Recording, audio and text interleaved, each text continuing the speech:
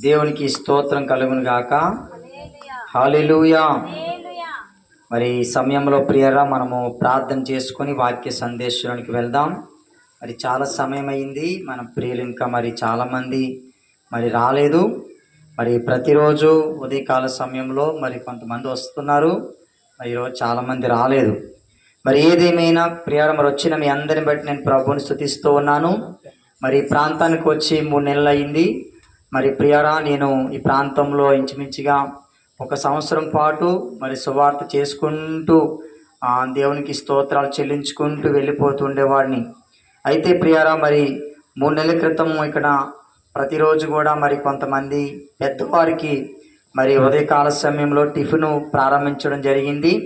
మరి 3 నెలలు ఇలా కంటిన్యూగా జరుగుతూ ఉంది. అయితే మరి యేసురత్నమ్మ గారి వీధిలో మరి అది పెట్టేవాళ్ళం.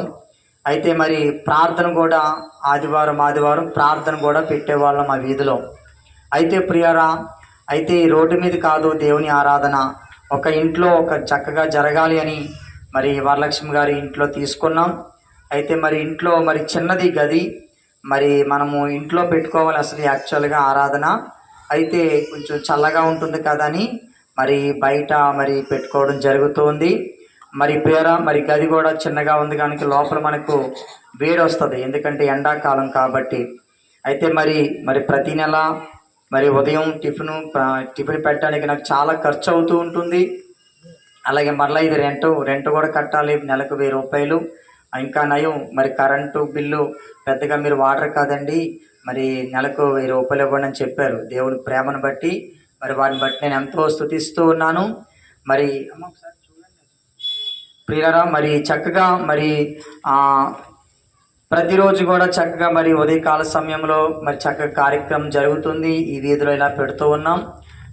ప్రియరా దేవుడు చిత్తం ఏమైనదో దేవుడి చిత్తము జరగాలని అందరూ ప్రార్థన చేద్దాం. దేవుడు నాకు ఇచ్చినటువంటి దర్శనం ఏంటంటే ఈ ప్రాంతంలో ఒక ఆశ్రమం పెట్టాలి. కొంతమంది వృద్ధులు కానీ, పేదవారు కానీ, అనాథులు కానీ, ఎవరైనా చిన్నపిల్లలు కానీ వారి నుండి వారందరికీ కూడా అన్ని సౌకర్యాలు అంటే ఉదయం టిఫిను, మధ్యాహ్నం భోజనం, మరి మళ్ళా రాత్రికి భోజనం పెట్టాలి అని దేవుడు నాకు దర్శనం ఇచ్చాడు. మరి ఆ దర్శనాన్ని పట్టుకొని ప్రాంతానికి మరి రావడం జరిగింది. ప్రియరా మరి ప్రార్థన చేస్తూ ఉన్నాం. మరి దేవుడు తన చిత్తాన్ని ఎలా జరిగిస్తాడు, దేవుడి చిత్తం కాబట్టి వచ్చిన మీరందరూ కూడా మీరు ప్రార్థన చేయండి. ఎందుకంటే మన ఆలోచనలు వేరు, మన ఉద్దేశములు వేరు. ప్రియరా మనిషి ఆలోచన ఎలా ఉంటాయి అంటే ఒక రోజుకి ఒకలా మారిపోతూ ఉంటాయి. ఏమండి, భార్య భర్తలైనా చూడండి, రోజు కలిసి ప్రేమగా సంతోషంగా ఉంటారు, మళ్ళా వారికి వారే ఒకరి మీద ఒకరు కోప్పడుతూ ఉంటారు. ఏమండి, పిల్లలు చూడండి చక్కగా ఎంతో వారు చీమిడి కార్చుకున్నా, వారు మట్టిలో దూరలో చేసినా, వారు ఎలా ఉన్నా కూడా మనం వారిని చాలా కౌగిలించి వారిని చాలా బాగా ప్రేమిస్తూ ఉంటాం. కానీ ఒకసారి ఏం చేస్తామంటే వారి మీద చిరాకు పడుతూ ఉంటాం. ఎందుకంటే మనిషి ఆలోచన ఎప్పుడు ఒకేలా ఉండదు, ఎప్పటికప్పుడు మారిపోతూ ఉంటుంది ప్రియారా. అయితే దేవుని ఆలోచనలు స్థిరంగా ఉంటాయి. గట్టిగా చప్పట్లు కూడా దేవుని నామాన్ని మహింపరుద్దాం. హల్లెలూయా. కాబట్టి మరి మన ఎడల దేవుని చిత్తం ఏమైనదో ఆ చిత్తం కొరకు మనము ప్రార్థన చేద్దాం. మరి ప్రియరా అందరూ కూడా మరి తలలు వంచండి, చిన్న ప్రార్థన చేసుకుని వాక్య సందేశానికి వెళ్ళిపోదాం. ప్రేమగల తండ్రి, కృపగల దేవ, ఈ పరిశుద్ధమైన శ్రేష్టమైన నామానికి స్తుతులు స్తోత్రాలు. ఇదిగో ప్రభువా యొక్క విశ్రాంతి దినమందు మమ్మల్ని అందరినీ కూడా మీరు జ్ఞాపకం చేసుకుని ఈ చక్కటి సమయాన్ని మీరు మాకు ఇచ్చారు. ఇదిగో తండ్రి ప్రభువా, కూడి వచ్చిన బిడ్డలందరినీ మీరు జ్ఞాపకం చేసుకోండి. ఇంకా మా ప్రియులు చాలా మంది ఉన్నారు ప్రభువా, మరి వారు ఎందుకు రాలేదో మాకు తెలియదునైనా. ఇదిగో తండ్రి, ఈ పరిచర్య కొరకు మీ చిత్తం ఏమైనదో మీ చిత్తాన్ని మీరు జరిపించండి, మీరు సహాయం చేయండి, కృప చూపించండి. ఈ రాత్రి మీరు మాతో మాట్లాడమని, మీ స్వరాన్ని మాకు వినిపించమని మహిమ ఘనత ప్రభావాలు మీకే చెల్లిస్తూ నజరేయుడైన యేసుక్రీస్తు నామమున ఈ ప్రార్థన మనవులు అడిగి వేడుకుంటున్నాను తండ్రి, ఆమీన్. దేవునికి స్తోత్రం కలుగును గాక. హల్లెలూయా, హల్లెలూయా. ప్రియరా మరి అందరం కూడా చక్కగా దేవుని యొక్క వాక్యాన్ని విందాము. ఎవరు అనాలోచనగా ఉండవద్దు. దేవుడు నాతో ఈ రాత్రి ఏం మాట్లాడతాడని మీరు ఆశ కలిగి ఉన్నట్లయితే ఖచ్చితంగా ప్రభు ఈ రాత్రి మీతో మాట్లాడతాడు. ప్రియరా మరి కాబట్టి కూడి వచ్చిన మిమ్మల్ని అందరిని బట్టి నేను ప్రభుని స్తుతిస్తూ ఉన్నాను. ఇంకా ఈ శబ్ద యంత్రము ఎంత దూరం అయితే వినబడుతుందో మీరు వినండి, ఖచ్చితంగా దేవుడు మీ హృదయాన్ని దర్శిస్తాడు. ప్రియరా, ఈ సమాజంలో జీవిస్తున్నటువంటి ప్రతి మనిషి జీవన విధానము ప్రారంభము ఏమండి, నిద్ర లేచిన దగ్గర నుండి రాత్రి పండుకునేంత వరకు కూడా ప్రయాసతోనే ప్రారంభమవుతుంది. ప్రతి మనిషి కూడా, ఈ భూమి మీద బ్రతుకుతున్న ప్రతి మనిషి వారు ఎలాంటి వారైనా కూడా ప్రతి మనిషి జీవితంలో వారు ఉదయం లేచిన దగ్గర నుండి రాత్రి పడుకునేంత వరకు కూడా ప్రయాస అనేది వారి జీవితంలో ఉంటుంది. చిన్న పిల్లలు మొదలుకొని పెద్దవారు వరకు కూడా అందరికీ ప్రయాస. ఇప్పుడు చూడండి, చిన్నపిల్లలు స్కూల్కి వెళ్తారు, వారి ఇంటికి రాగానే ఏం చేస్తారు? హోంవర్క్లు చేసుకోవాలి. మా స్కూల్లో మా టీచర్ గారు హోంవర్క్ ఇచ్చారని వారు హోంవర్క్లు చేసుకుంటారు. వారు చాలా ప్రయాస వారికి. ప్రియరా, అలాగే పెద్దవారు ఏం చేస్తారు? పనికి వెళ్తూ ఉంటారు. పనికి వెళ్తే ప్రయాస. ఎవరైనా ఈ రోజుల్లో ఖాళీగా ఉండడానికి ఇష్టపడతారా? ఎందుకంటే ఈరోజు ప్రియరా, రోజుకి 500 ఇంట్లో సరిపోలేనటువంటి దినాలు. ఒకప్పుడు మరి మా చిన్న వయసులో మా నాన్నగారు 10 రూపాయలు ఇచ్చేవారు, మా అమ్మగారికి 6 రూపాయలు బియ్యం తెచ్చుకుని వండుకునే వాళ్ళం. తర్వాత 30 రూపాయలు పెరిగింది. ఇప్పుడు 500 ఇచ్చినా సరిపోవట్లేదు. కాబట్టి చాలామంది ఏం చేస్తారు, ఇంట్లో ఇద్దరు భార్య భర్తలు కష్టపడుతూ ఉంటారు. కొంతమంది అయితే పురుషులు కష్టపడుతూ ఉంటారు. కొంతమంది గృహాల్లో అయితే స్త్రీలు కష్టపడుతూ ఉంటారు. ఉదయం లేచిన దగ్గర నుండి సాయంత్రం పడుకునేంత వరకు చాలా ప్రయాస ప్రయాస ప్రయాస. ఇంటికి రాగానే అమ్మో కాళ్ళు నొప్పులు, అమ్మో నడుము నొప్పి అని చాలామంది ఏం చేస్తున్నారు చెప్పండి? ఏం చేస్తారమ్మా? బాధపడుతుంటారు. ఎందుకంటే ప్రయాస మనిషి జీవితం. చిన్న పిల్లలు మొదలుకొని పెద్దవారు వరకు ప్రయాస. అందుకే ఒక సామెత ఉంది కదా, పిల్లలు బడికి వెళ్ళి ప్రయాసపడుతూ ఉంటారు, పెద్దలు పనికి వెళ్ళి ప్రయాసపడుతూ ఉంటారు. అందుకే పిల్లలు బడికి, పెద్దలు పనికి. హల్లెలూయా. కాబట్టి ఇలా మనం ఆలోచన చేస్తే మనిషి జీవితంలో ప్రయాస అనేది ఎవ్వరికి తప్పట్లేదండి. అందరికీ ప్రయాసం ఉంటుంది. ఒక ఎమ్మెల్యే గారు చూడండి, అమ్మ మాట్లాడదు. ఎమ్మెల్యే గారు చూడండి, ఎమ్మెల్యే గారు ఒక మంచి పొజిషన్లో ఉంటాడు, కానీ ఆయనకి విశ్రాంతి ఉంటుందా? ఒక ప్రధానమంత్రి చూడండి, వారికి ఎప్పుడు విశ్రాంతి ఉండదండి. మనం అనుకుంటాం వారికి వారి లైఫ్ చక్కగా ఉంది అనుకుంటాం, కానీ వారు కూడా చాలా ప్రయాస పడుతూ ఉంటారు. ప్రతి ఒక్కరు కూడా చిన్న చిన్న వ్యాపారాలు చేసుకునేవారు. కొంతమంది అనుకుంటారు బాగా చదివితే బాగా సుఖపడచ్చు అంటారు. చదువుకున్న వాళ్ళు సుఖపడుతున్నారు చెప్పండి? వారికి ప్రయాసే. వారు ఉద్యోగాలు చేసుకోవాలి. ఆఫీసుల్లో వారికి చాలా ప్రెజర్ ఉంటుంది. ఆ పై ఆఫీసు నుంచి వారికి చాలా స్ట్రగుల్స్ ఉంటాయి. అవన్నీ వారు ఎదుర్కొని వారు చాలా ప్రయాసపడాలి. ప్రియరా, కూలి పని చేసుకునే వారి దగ్గర నుండి ఉద్యోగాలు, వ్యాపారాలు, అన్ని పనులు చేసుకునేవారు అందరూ కూడా ప్రయాస ప్రయాస ప్రయాస. అందుకే ప్రియరా, ఓ మనిషి, నీ ప్రయాస ఎందుకు అన్న అంశం గురించి రాత్రి నేను మీతో మాట్లాడబోతూ ఉన్నాను. కాబట్టి ప్రతి ఒక్కరు కూడా శ్రద్ధగా దేవుని యొక్క వాక్యాన్ని వినాలి. ఎందుకంటే సర్వసాధారణంగా మనుషుల ఆలోచనలు ఎలా ఉంటాయో తెలుసా? ఏదైనా ఒక పెద్ద వ్యక్తి వచ్చి చెప్తేనే మనం వింటాం, లేకపోతే ఒక అధికారి వచ్చి చెప్తేనే మనం వింటాం, లేదా ఒక నాయకుడు వచ్చి చెప్తేనే మనం వింటాం, లేదా ఒక పెద్ద వయసులో ఉన్న వ్యక్తి వచ్చి చెప్తేనే మనం వింటాం. ప్రియారా, నేనంటాను మంచి ఎవరు చెప్పినా మనము వినాలి. దేవునికి స్తోత్రం కలుగును గాక. హల్లెలూయా. ప్రియ, మంచి మాటలు ఎవరు చెప్పినా మనం వినాలి. దాంట్లో నీతిని మనం నేర్చుకోవాలి. చక్కగా మన జీవితాన్ని మనము చక్కదిద్దుకోవాలి. కాబట్టి కొంతమంది అనుకోవచ్చు, ఆ చిన్నవాడు పాస్టర్ గారు ఎక్కడి నుంచో వచ్చాడు, ఏదో చెప్తున్నాడు అని అనుకోవచ్చు. ప్రియరా, దేవుడు నాలో ఏదైతే ఉంచాడో, ఏదైతే మీకు చెప్పమన్నాడో అదే నేను మీకు బోధిస్తాను తప్ప నేను ఏదో కథలు చెప్పి ఏదో సోది చెప్పేసి వెళ్ళిపోతే దేవుడు నన్ను అడుగుతాడు, ఆ ప్రాంతానికి వెళ్ళో నా మాటలు చెప్పావా అని అడుగుతాడు. అప్పుడు నేను దేవుని దగ్గర ఏం చెప్పాలి? నేను ఏదో సోది చెప్పి వచ్చేసాను ప్రభు అంటే దేవుడు నాకు పనిష్మెంట్ ఇస్తాడు. కాబట్టి దేవుని యొక్క వాక్యాన్ని నేను మీ యొక్క రాత్రి మీకు జ్ఞాపకం చేయాలని ఇష్టపడుతున్నాను. ప్రియరా, మానవుని జీవితంలో 4 దశలు ఉంటాయి. బాల్యం, యవ్వనం, క్రోమం, వృద్ధాప్యం. ఈ 4 దశలు ఉంటాయి. ఈ 4 దశల గురించి మనం ఆలోచన చేస్తే ప్రియరా, ప్రతి ఏ మనిషి అయినా కూడా ఏదో ఒక దశలో చనిపోక తప్పదు. కొంతమంది చిన్న వయసులో చనిపోతూ ఉంటారు, కొంతమంది కొంత నడి వయసుకు వచ్చిన వారు, కొంతమంది యవ్వన వయసుకు వచ్చిన వారు చనిపోతారు, కొంతమంది వృద్ధాప్యంలోకి వచ్చిన వారు ఈ లోకాన్ని విడిచి వెళ్ళిపోతుంటారు. ఏదో ఒక దశలో ఏమిటి ప్రియరా, మనిషి లోకాన్ని విడిచి వెళ్ళక తప్పదు ప్రియరా. కాబట్టి ఏంటి, మనిషి ఏదో ఒక దశలో చనిపోతాడని మనిషికి తెలిసి కూడా మనం ఏం చేస్తాం, నేను చనిపోతాను, నేను ఎక్కడికి వెళ్ళను, ఏ పని చేయను, ఇంట్లో కూర్చోండి చెప్పండి. మనం ఏం చేస్తాం, ఏదో ఒక పని చేసుకుంటాం, పిల్లల్ని చదివించుకుంటాం, వారిని పెద్దవారు చేస్తాం, వారికి అవసరాలు అన్నీ తీర్చుకుంటాం, మన అవసరాలు మనం అన్నీ తీర్చుకుంటాం. ఇప్పుడు మనకి ఏసీ కావాలి, ఫ్రిడ్జ్ కావాలి, ఏంటి వాషింగ్ మిషన్ కావాలి, ఇంకా చాలా చాలా కావాలి. ఇవన్నీ మనం కోరుకుంటాం ప్రియారా. కానీ అవి ఏమైనా మనం తీసుకెళ్తామంటే తీసుకెళ్ళమని సత్యం కూడా మనకు తెలుసు. మనం వాటి కోసం చాలా ప్రయాస పడుతూ ఉంటాం. బైబిల్ గ్రంథంలో ఒక వాక్యాన్ని మీకు చూపిస్తాను. ప్రసంగి గ్రంథము 6వ అధ్యాయం 7వ వచనం. ప్రసంగి గ్రంథము 6వ అధ్యాయం 7వ వచనం. త్వరగా చదువుతామండి.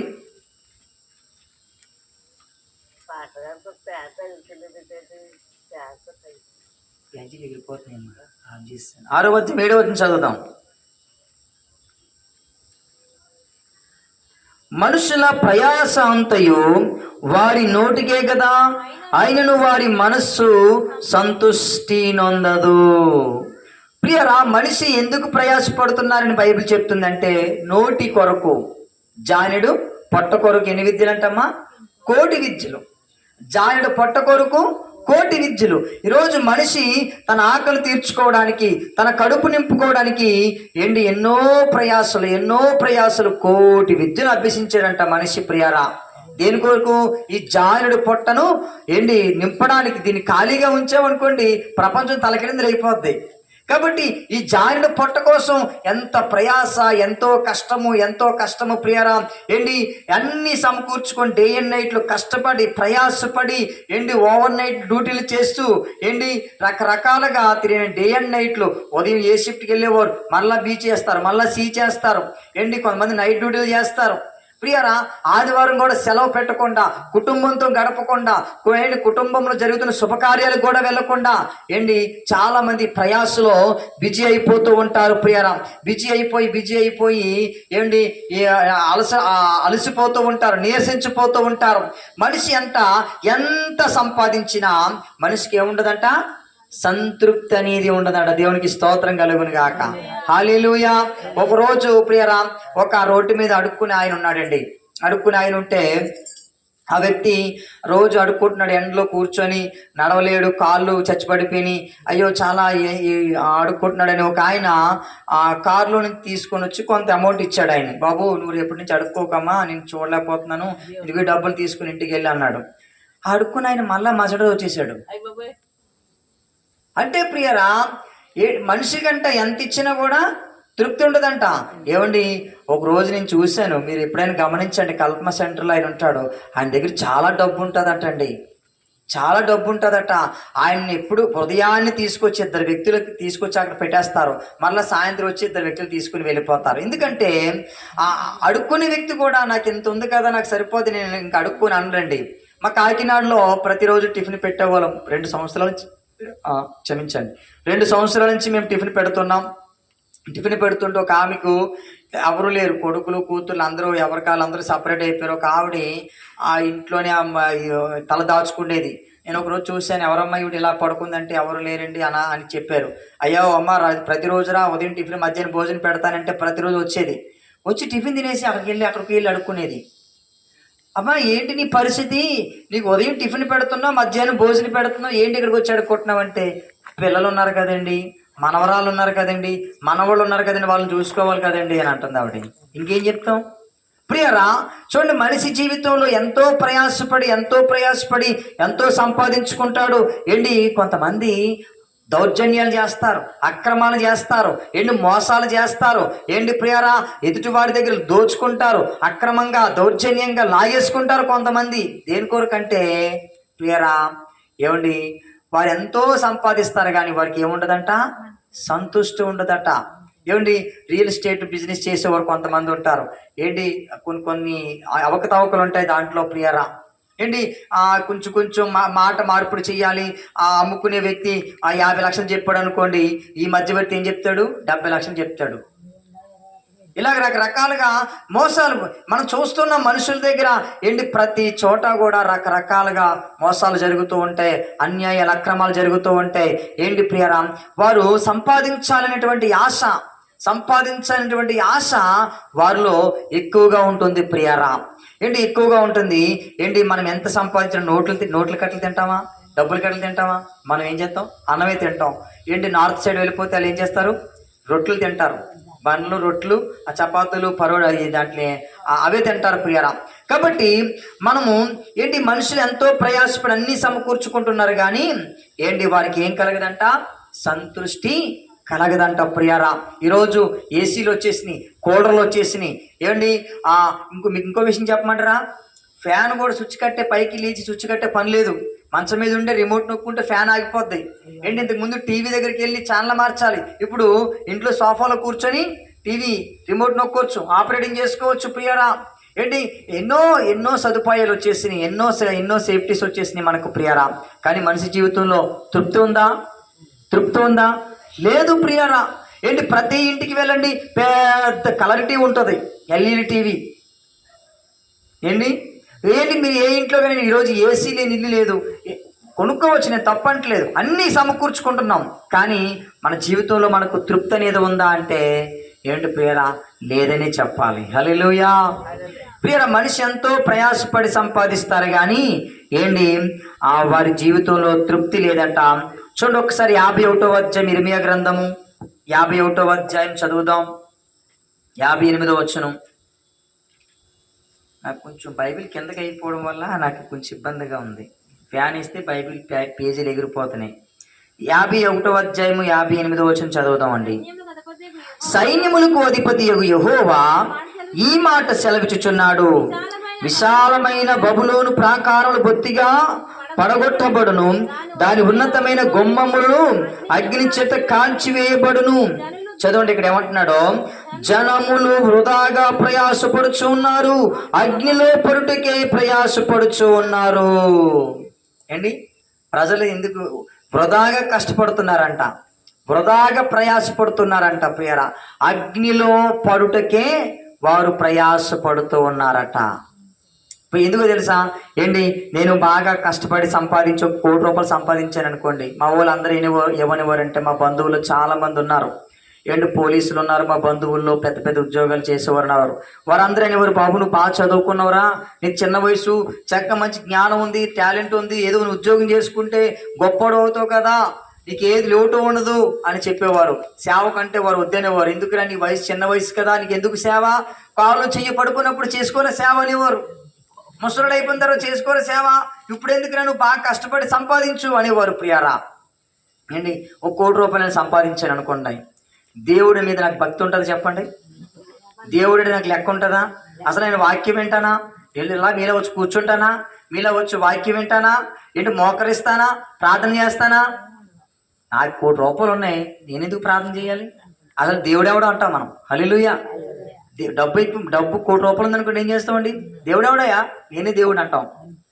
ప్రియరా, ఈరోజు మనుషులంట వృధాగా కష్టపడుతున్నారంట, వృధాగా ప్రయాసపడుతున్నారంట, అగ్నిలో పరుటకే ప్రయాసపడుతున్నారంట. డబ్బుంటే నాకు ఏమొచ్చేది చెప్పండి, గర్వం. హల్లెలూయా. అమ్మ బాగా చెప్పేశారు. ఏమొస్తుంది, గర్వం వచ్చేస్తుంది. డబ్బు ఉన్నది అనుకోండి, నా దగ్గర గర్వం వస్తుంది, అందరినీ చిన్న చూపు చూస్తాం, అందరినీ తక్కువ చేసి మాట్లాడతాం, నాకు చాలా గర్వం పెరిగిపోద్ది. అందుకే బైబిల్ అన్నాడు, గర్వం పెరిగిందంటే ఏమొచ్చేది తెలుసా మనకి, నాశనం వచ్చేది అన్నమాట. ఏమన్నాడు ఆయన, దేవుని వందనాలు కాదమ్మా, చాలా జాగ్రత్త, మనం చాలా జాగ్రత్తగా ఉండాలి. నాశనానికి ముందు ఏమి నడుస్తుందంట, గర్వం నడుస్తుందని దేవుడు చెప్పాడు. నాశనానికి ముందు గర్వము నడుస్తుంది. ఏంటి కొంతమంది చూడండి, చాలా గర్వంగా మాట్లాడతారు, చాలా గర్వంగా ప్రవర్తిస్తారు, చాలా గర్వంగా అహంకారంగా ఉంటారు. నేనంటాను ప్రియరా, అది మనకు నాశనమే తప్ప దానివల్ల మనకు మేలు కలగదు. ఆ పక్క వచనంలో అంటాడు ఏంటి, మనకంట ఆశీర్వాదము పొందడానికంటే దీన మనస్సు మనము కలిగి ఉండాలంట. హల్లెలూయా. కాబట్టి ఏంటి మనము అగ్నిలో పడుటకే ప్రయాసపడుతూ ఉన్నాం. ఏంటి మనకు అందుకంటాడు, ధనవంతుడు దేవుని రాజ్యములో ప్రవేశించడు. ధనవంతుడు దేవుని రాజ్యంలో ప్రవేశించడు. డబ్బుందనుకోండి ప్రియరా, ఏంటి మనము దేన్ని లెక్క చెయ్యం, ఏది అవసరం లేదు మనకు. కాబట్టి అందుకని అంటాడు, మీరు అగ్నిలో పడుటకే మీరు ప్రయాసపడుచు ఉన్నారు. యోబు గ్రంథం 20:18 చదువుదాం. 20:18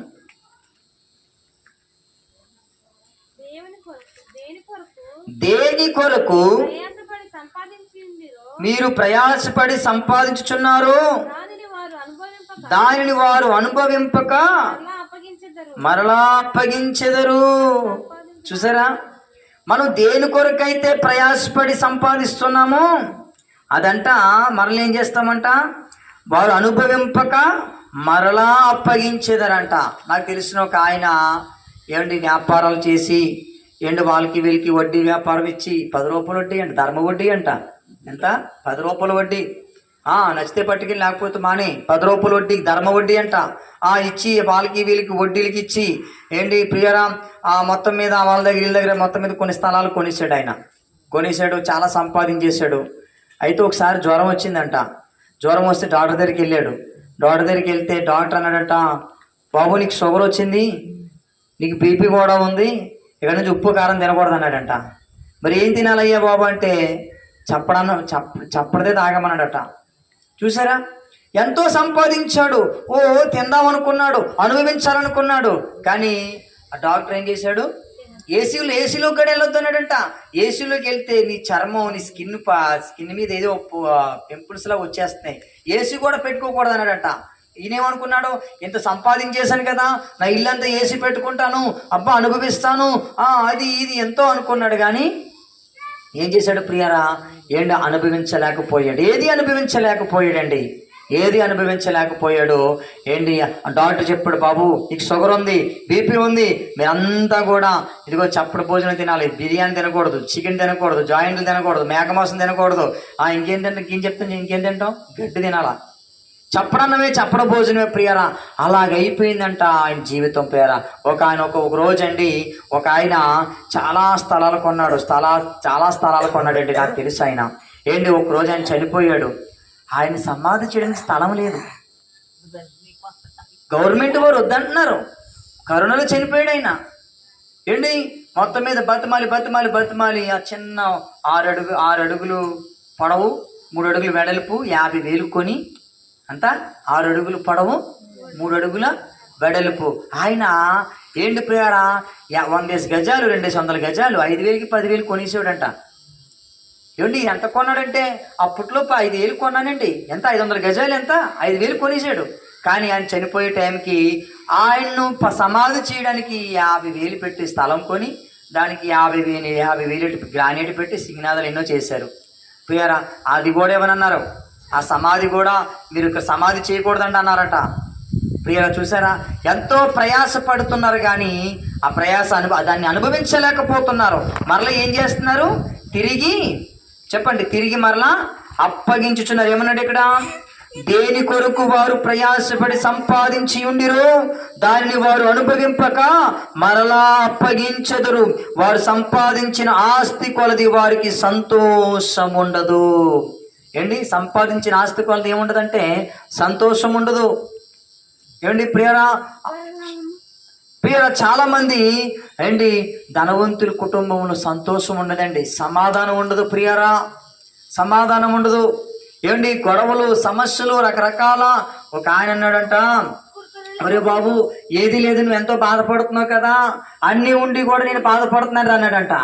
ఏమన్నాడు చెప్పండి, ఏది లేదు నువ్వు బాధపడుతున్నావు, అన్నీ ఉండి నేను బాధపడుతున్నాను అని చెప్పాడంట. ఒక విధంగా చెప్పాలంటే నీ బ్రతుకేం బెటర్రా, నీకు ఏ దిగులు లేదు, ఏ బెంగ లేదు, కూలి పనికి వెళ్తావు, వస్తావు, తింటావు, పడుకుంటావు.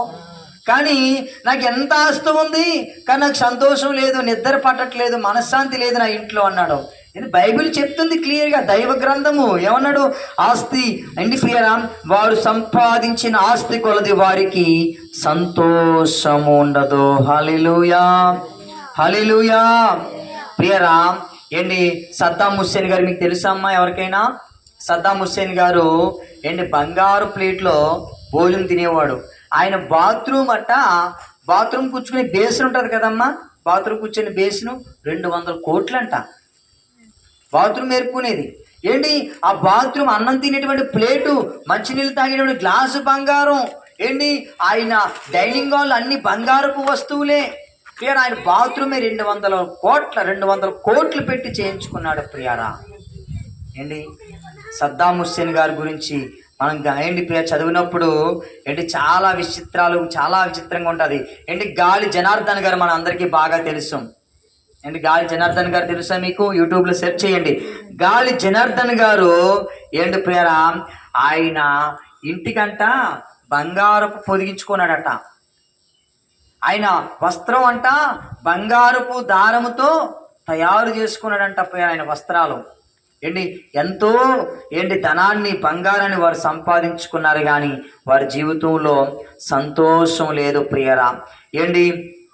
సమాధానం లేదు, సంతోషం లేదు, సమాధానం లేదు. చూడండి దేవుడు మనల్ని ఎంతగానో ప్రేమించి ప్రియరా చక్కగా మనల్ని కాపాడుతున్నాడు. ఇదే నాకు చాలు ప్రభువా అని మనం అనుకుంటే ప్రియరా మన జీవితాల్లో ఏ విధమైనటువంటి ప్రయాస ఉండదు. మనిషి ప్రయాస దేని కొరకంటే దేని కొరకు చెప్పండి? ఎవరైనా అడగండి, అయ్యా మీకు ఎంత ఆస్తి ఉంది కదా, మీరు ఎందుకోసం కష్టపడుతున్నారు, ఇంకా ప్రయాసపడుతున్నారని అడగండి.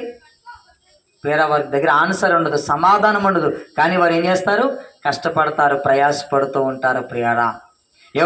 వారు ఎందుకు ప్రయాసపడుతూ ఉన్నారో వారికే తెలీదు కొన్నిసార్లు. చూడండి ప్రకటన గ్రంథం 15:20 మనం చదువుదాం, ముగించేస్తాను. ప్రకటన గ్రంథం 15:20 ఇక్కడ మంచి మాట కనబడుతుంది.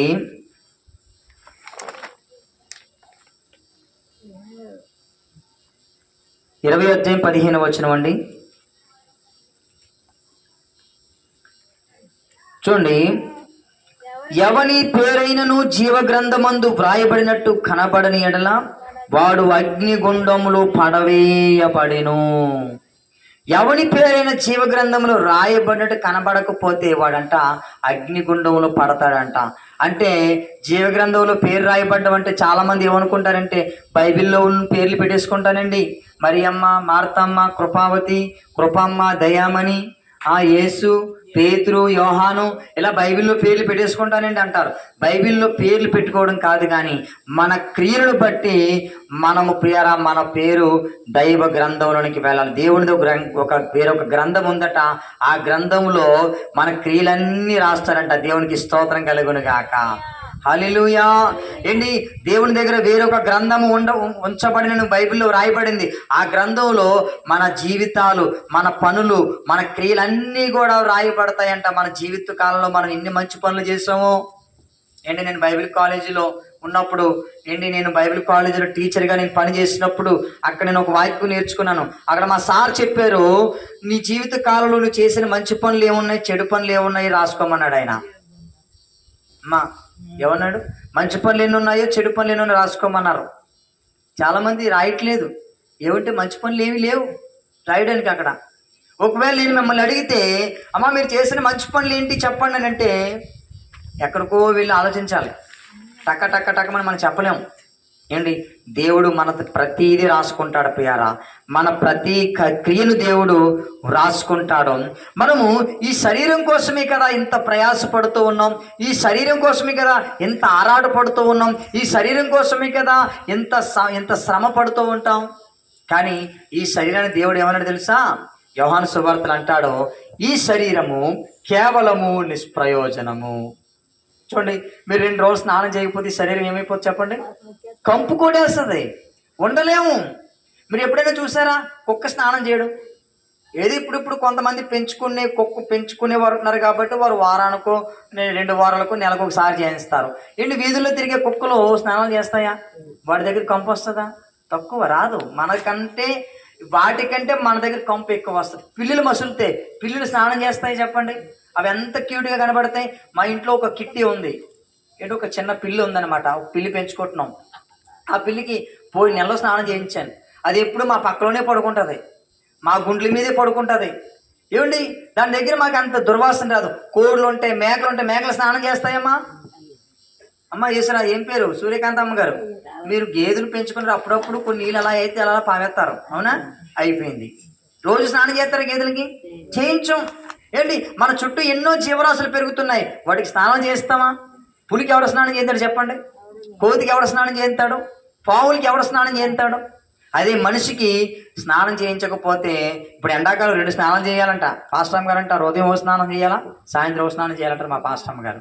లేకపోతే చెమట కంపు వచ్చేస్తుంది. ఏంటి 2 రోజులు మీరు స్నానం చేయకపోతే పక్కవాడే ఉంటాడు, దొరికి పళ్ళు తోమపోతే. ఏమండి ప్రియారా, ఎంత దుర్వాసన! ఈ శరీరం కోసం మనం ఎంత ప్రయాసపడుతుంటాం, ఎంత ఆరాడి పడిపోతూ ఉంటాం. ఏంటి 2 రోజులు దీనికి పౌడర్ రాయకపోతే, ఏంటి తలకు నూనె రాయకపోతే, ఏంటి కొబ్బరి పీసులా ఉంటుంది. ఇక ఏంటి ఈరోజు చాలా రకరకాల షాంపులు వచ్చేసాయి, సోపులు వచ్చేసాయి. అమ్మో ఎన్ని మేకప్లు, ఎన్నో మేకప్లు అండి. దేనికోసం? ఈ శరీరానికే. ఈ శరీరానికి మేకప్లు కొడతాం. ఏమండి బ్యూటీ పార్లర్కి వెళ్తాం, బ్యూటీ పార్లర్కి వెళ్ళి మేకప్ చేయించుకుంటాం ప్రియారా. దేనికోసం అండి? ఈ శరీరం మనకంటే ఎంత ఇష్టమో. ఈ శరీరానికి ఏదైనా చిన్న ములుగుచ్చుకుందనుకోండి, వెంట మందు వేసేసి మనం కట్టేస్తాం. అండి ఈ శరీరం అంటే మనకు చాలా ఇష్టం కదండి. కానీ ఈ శరీరాన్ని మనం ఏం చేస్తాం? ఇంట్లో 10 సార్లు అద్దంలో చూస్తామండి. అద్దంలో నీళ్ళు ఉందో చెప్పండి? ప్రతి ఉదయం లేగాలి, మన ముఖాన్ని మనం చూసుకోవాలి. మరి అమ్మగారి ముఖం ఎంత అందంగా ఉంటుందో. హల్లెలూయా! మన ముఖం మనకే అందమైనది. ప్రియరా, అద్దం ముందు 10 సార్లు చూసుకుంటాం. అద్దం దగ్గరికి వెళ్తాం, ఎలా ఉన్నాను, ఎలా తిప్పుకుంటాం, అలా తిరుగుతాం, బాగున్నానా, బాగుందా, డ్రెస్ బాగుందా, అలాగేలాగా. ఇప్పుడు నిలువుట అద్దాలు వచ్చేసినాయి. ముందు ఇంత అద్దాలు ఉండే, మన చేయంత అద్దాలు ఉండే, ముఖం మాత్రం కనిపించేది. ఇప్పుడు నిలువుట అద్దాలు ప్రియారా. నిలువుట అద్దాలు కింద నుంచి పై వరకు, కాలు నుంచి నడినెత్తి వరకు అద్దంలో మనం చూసుకుంటూ మురిసిపోతూ ఉంటామండి. ఏంటి ఒక బట్టల షాప్కి వెళ్తే అద్దం, ఒక సెలూన్ షాప్కి వెళ్తే అద్దం. ప్రియారా, ఈ శరీరం కోసం ఎంతో మనం చేస్తాం కదా. కానీ ఈ శరీరాన్ని దేవుడు ఏమన్నా తెలుసా? చదవండి యోహాను సువార్త 6:63 ముగిస్తాను. మీరందరూ చక్కగా శ్రద్ధగా దేవుని వాక్యం వింటున్నారు. యోహాను సువార్త 6:63 శరీరము కేవలము నిష్ప్రయోజనము, ఆత్మయే జీవింపజేయుచున్నది. యవనస్తులు త్వరగా మీరు బైబిల్ తీయాలి. ఏమన్నాడు? శరీరము ఆత్మయే జీవింపజేయుచున్నది, శరీరము కేవలం నిష్ప్రయోజనము. అవునా కదా చెప్పండి? ఏంటి ఒక రోజంట ఒక హీరోయిన్ గారు ఒక అందులో యాక్ట్ చేసి ఆవిడ చనిపోయిందంట. చనిపోతే ఆవిడ ఒంటి మీద ఉన్న డ్రెస్ కంట నేను 50,000 ఇస్తానని ఒకడు, నేను 1,00,000 ఇస్తానని ఒకడు, నేను 2 కోట్లు ఇస్తానని ఒకడు అంటున్నాడట ఆవిడ ఒంటి మీద డ్రెస్కి. ఒరే బాబు, డ్రెస్ ముఖ్యం, మనిషి ముఖ్యం అంటే మనిషి ఎందుకు ఎవరికి కావాలండి? అలా పడేయండి, సమాధి చేసేయండి. మనిషికి విలువ లేదు. ఈ శరీరానికి విలువ ఉందా? లేదు. అన్నీ ఉన్నప్పుడు ఏం చేస్తారు? ప్రేమిస్తారు. బాగున్నప్పుడే ప్రేమిస్తారు ప్రియరా. బాగున్నప్పుడు అందరూ ప్రేమిస్తారు. ఏండి బాగున్నప్పుడు ఎవరైనా ప్రేమిస్తారా? ఎవరు ప్రేమించారు.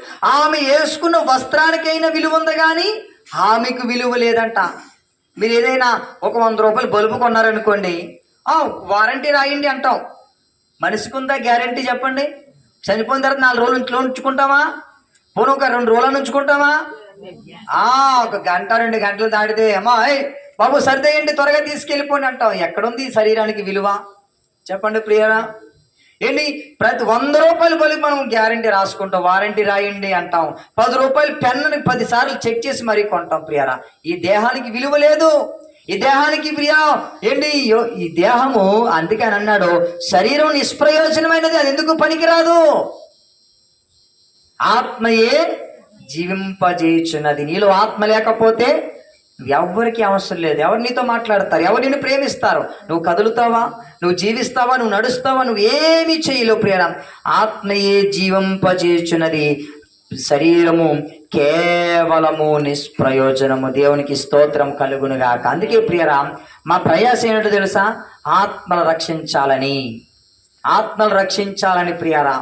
ఏంటి ఆత్మలు రక్షించాలని ఏంటి ఎంతో దూరం నుంచి ఈ ప్రాంతానికి వస్తూ ఉన్నాం, ఎంతో ప్రయాసపడుతున్నాం. ప్రతిరోజు ఉదయాన్నే వస్తూ ఉన్నాం. టిఫిన్ మీ కొరకు మంచి వేడి టిఫిన్ పెడుతూ ఉన్నాం. ఏంటి తెలుసా? ఏంటి ఎప్పుడైనా ఎవరి దగ్గరైనా ఏదైనా నేను చేయిచాచి ఏమైనా అడిగినా ఏమీ అడగలేదు ప్రేర. మీరు అందరూ రక్షించబడాలి, మీరు దేవుని తెలుసుకోవాలి, దేవునిలో మీరు ఎదగాలి, మీరు ఆత్మలై మీరు గ్రహించాలి, మీరు పరలోకంలో దేవుని దగ్గర ఉండాలనేటువంటి మా ప్రయాస, ఆత్మను రక్షించాలనేటువంటి మా ప్రయాస ప్రియరా. ఆత్మలు రక్షించబడాలి. ఈ శరీరాలు కేవలం నిష్ప్రయోజనమైనటువంటి శరీరం కోసం మనం ఎంతో శ్రమ పడుతూ అలసిపోతూ ఉంటాము, కానీ ఆత్మ ఏమైపోతుందో మనం ఎప్పుడు కూడా మనం ఆలోచించము ప్రియరా. అందుకే ప్రసంగి గ్రంథంలో అంటాడు, మన్నైనది వెనుకట వలనే మరలా మట్టికి చేరును, ఆత్మ తాను దయచేసిన దేవుని యొద్దకే చేరును. హల్లెలూయా. ప్రియరా, మనం చనిపోయిన తర్వాత మనం సమాధి చేస్తారు, మనం మట్టిలో కలిసిపోతాం, కానీ ఆత్మ ఎక్కడికి వెళ్తుంది ఎప్పుడైనా ఆలోచించామా? దేవుని దగ్గరికి వెళ్తుందా, లేదా ఆరిని అగ్నిగుండంలోనికి మనం వెళ్ళిపోతుందా ఈ ఆత్మ? ఒకవేళ మన క్రియల్ని బట్టి ఆరిని అగ్నిగుండంలోనికి వెళ్ళిపోతే భూమి మీద బ్రతికిన కాలమంతయు వ్యర్థమే. ఇంకో విషయం చెప్పండిరా, దేవుడు నిన్ను ఒక మనిషిగా సృష్టించినటువంటి ఆ యొక్క రూపం కూడా వ్యర్థమే. మళ్ళా నువ్వు ఒక నక్కలాగో, ఒక కుక్కలాగో, ఒక పందిలాగో, ఒక మేకలాగో పుట్టించలేదు. దేవుడు తన పోలికలు, తన స్వరూపమందు మనం సృష్టించాడు. మనము దేవుని పిల్లలము, మనము దేవుని ప్రజలము. దేవునికి స్తోత్రం. హల్లెలూయా.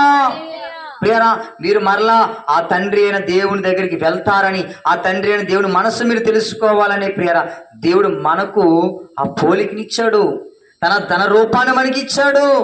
మనం అడిగామా? మన తల్లిదండ్రులు అడిగారా? నాకు పుట్టబోయే బిడ్డకి 2 కాళ్ళు ఉండాలి, 2 చేతులు ఉండాలి, ఒక ముక్కు ఉండాలి, 2 కళ్ళు ఉండాలని ఎవరైనా అడిగారు చెప్పండి? మనం అడగకుండానే దేవుడు మనకు అన్ని ఇచ్చాడు. ఎందుకో తెలుసా? మన దేహాన్ని బట్టి మనము దేవుణ్ణి తెలుసుకోవాలని. మన దేహాన్ని బట్టి మనం చూసుకున్నప్పుడు అద్దంలో చూసుకున్న ఈ రూపం ఎవరిది, ఎక్కడి నుంచి వచ్చింది ఈ రూపం, నాకు ఎవరిని సృష్టించారు, నాలో ఉన్నది ఎవరు అని మనము తెలుసుకుంటామని దేవుడు మనకు జ్ఞానం ఇచ్చాడు ప్రియరా. ప్రకృతిలో ఏ జీవరాశికి లేనటువంటి జ్ఞానము మనిషికి ఇచ్చాడు. అందుకే ఈరోజు మనిషి సింహాలను ఆడించగలడు, పెద్ద పెద్ద ఏనుగుల మీద కూర్చోగలడు, పాములను కూడా ఆడించగలడు, పక్షిలా గాల్లో ఎగురుతున్నాడు, చేపల నీటిలో ఎగురుతున్నాడు ప్రియరా. మనిషికి అన్ని జ్ఞానాలు దేవుడిచ్చాడు. ఒక్క వాక్యం చెప్పి నేను ముగించేస్తాను. కొరింథీయులకు రాసిన 2వ పత్రిక 11వ అధ్యాయం. ఇంకా చాలా వచనాలు ఉన్నాయి, కానీ సమయం లేదు కాబట్టి నేను ముగిస్తాను. 2వ పత్రిక 11వ అధ్యాయం 23వ వచనం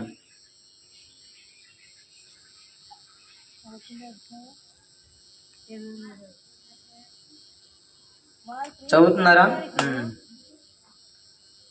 చూడండి, నేను అంటాను 15వ అధ్యాయం 58వ వచనం చదువుదామండి. మొదటి పత్రిక, మనకు టైం లేదు కాబట్టి కొన్ని రిఫరెన్స్ నేను వదిలేస్తున్నాను. 15వ అధ్యాయము 58వ వచనం. కాగా నా ప్రియ సహోదరులారా, మీ ప్రయాసము ప్రభువునందు వ్యర్థము కాదని ఎరిగి స్థిరులను కదలని వారినై ప్రభు కార్యాభివృద్ధి యందు ఎప్పటికీ ఆసక్తులై ఉండుడి. ప్రియరా, మనమంట ప్రభు కార్యాభివృద్ధి కొరకు మనం ఆసక్తిగా ఉంటే మన ప్రయాస ఎప్పటికీ వ్యర్థం కాదంట. మనం ప్రభు కార్యాన్ని బట్టి మనం ఏం చేయాలంటే ఆసక్తి చూపించాలి. మీరు అందరూ చూసారా? ఇప్పుడు చక్కగా మీరు ఇంట్లో కూర్చొని ఫ్యాన్ వేసుకుని ఇంట్లో పడుకునేవారు, కానీ మీరు ఎంతో ఆసక్తి వచ్చే చూసారా? ఇది మీకు ప్రయాసే. కూర్చోవాలంటే మీకు కుర్చీలు లేవు, కుర్చీలు కొనలేకపోతున్నాను. మీరు కిందే కూర్చున్నారు. ఎవరు సూర్యకాంతమ్మ గారు కింద కూర్చున్నారు, ఆ పెద్ద ఆవిడ అందరూ కిందే కూర్చున్నారు. కింద కూర్చోవడం చాలా ప్రయాస కదా. అయినా మీరు ఈ ప్రయాస ప్రభువునందు వ్యర్థము కాదంట ప్రియరా. హల్లెలూయా, హల్లెలూయా. కాబట్టి అందుకే మేము కూడా మా ప్రయాస ఎప్పటికీ వ్యర్థం కాదని మేము నమ్ముతామండి. అందుకే నేను ఎప్పుడు అసలు రెస్ట్ అనేది ఉండదు.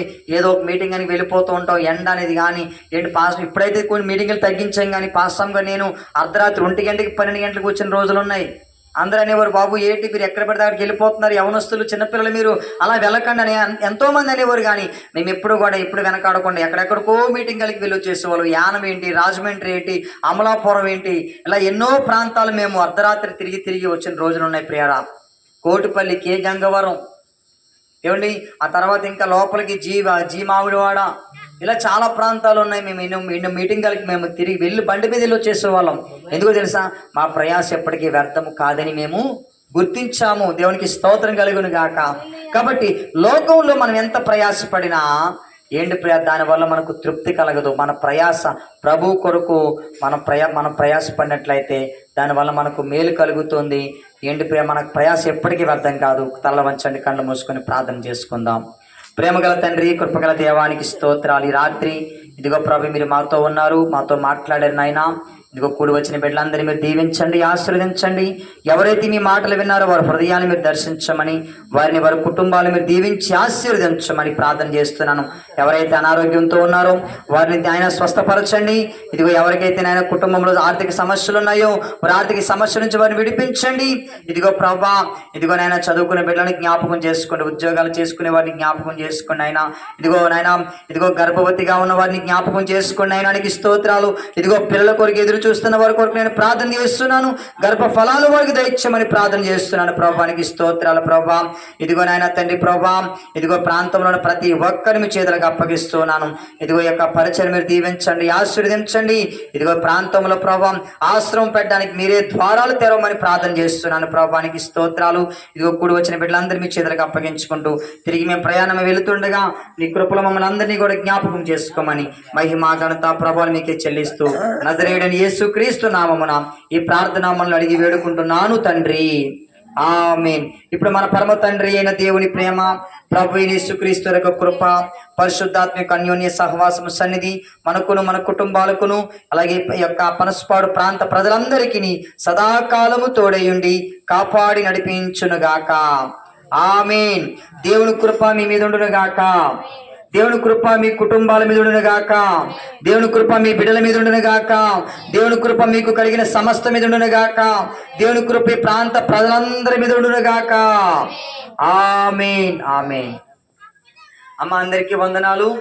మీ అందరికీ క్యాలెండర్లు ఇచ్చాను, దాని మీద నా ఫోన్ నెంబర్స్ ఉన్నాయి.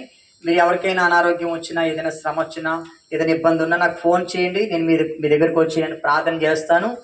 మరి దేవుని చిత్తం అయితే ఇలా మనం ప్రార్థన చేసుకోవడానికి ఎక్కడైతే మనకు ఎవరైనా అవకాశం ఇస్తే ఇలా మనము ప్రతి ఆదివారము మరి ఆరాధన చేయడానికి మేము అందరం కలిసి మరి వస్తాము. కాబట్టి మీరు అందరూ కూడా మరి ప్రార్థన చేయవలసిందిగా నేను మనవి చేస్తున్నాను. దేవుడు మిమ్మల్ని అందరినీ దీవించును గాక.